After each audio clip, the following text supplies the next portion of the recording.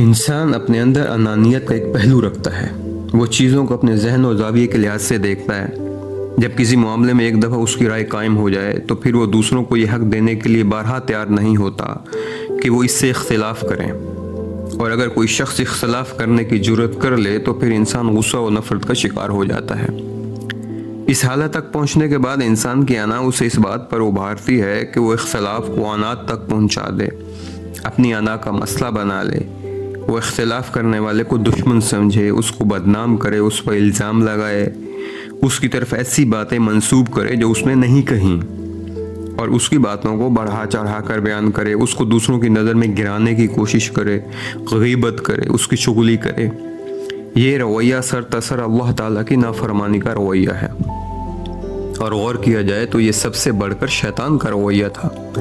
اسے جب حضرت آدم علیہ السلام کے سامنے سجدے کا حکم ملا تو اس کی انانیت جاگ اٹھی، وہ تکبر کا شکار ہو گیا، اور آخر کار وہ اللہ تعالیٰ کے خلاف سرکشی اور بغاوت پر آمادہ ہو گیا۔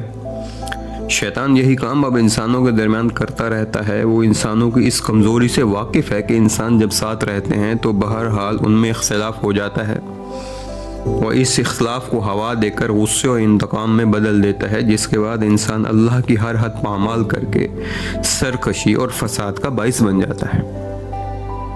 اس اختلاف کی ایک نمایاں مثال ساس بہو کا وہ جھگڑا ہے جو ہمارے ہاں اکثر گھروں میں معمول بن گیا ہے۔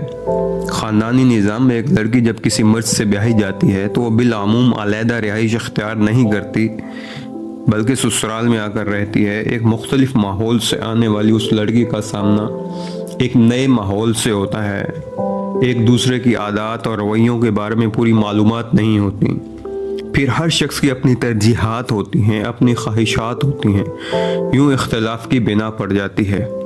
یہ اختلاف فطری ہے، اس کو حل کرنے کا ایک طریقہ صبر اور برداشت ہے، ایڈجسٹمنٹ ہے، و درگزر کا راستہ ہے، مگر لوگ اس حل کی طرف آنے کی بجائے فوراً اپنی مرضی کے مطابق معاملات کا رخ پھیرنا چاہتے ہیں۔ بدگمانی شروع ہو جاتی ہے، تجسس سے کام لیا جاتا ہے، غیبت اور بہتان کو راہ مل جاتی ہے، عدل و احسان کو ایک کونے میں رکھ دیا جاتا ہے، جس کے بعد نہ صرف گھر کا سکون تباہ ہوتا ہے، برباد ہوتا ہے، بلکہ اللہ کی حدود کی نافرمانی کا کھلم کھلا مظاہرہ شروع ہو جاتا ہے۔